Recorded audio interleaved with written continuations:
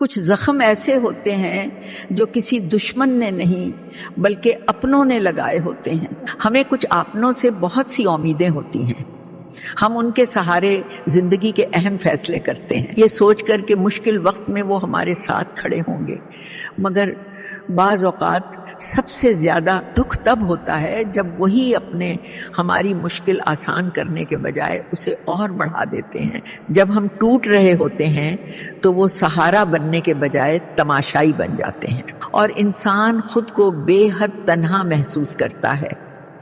لیکن ایسے ہی لمحوں میں اللہ تعالیٰ اپنے بندے کو یہ احساس دلاتا ہے کہ اصل سہارا لوگوں کا نہیں، رب کا ہوتا ہے۔ لوگ ساتھ چھوڑ سکتے ہیں، حسد کر سکتے ہیں، دل دکھا سکتے ہیں، مگر اللہ اپنے بندے کو کبھی تنہا نہیں چھوڑتا۔ وہ گرنے نہیں دیتا، سنبھالتا ہے، راستے بناتا ہے اور ایسی کامیابیوں کی طرف لے جاتا ہے جن کا انسان نے گمان بھی نہیں کیا ہوتا۔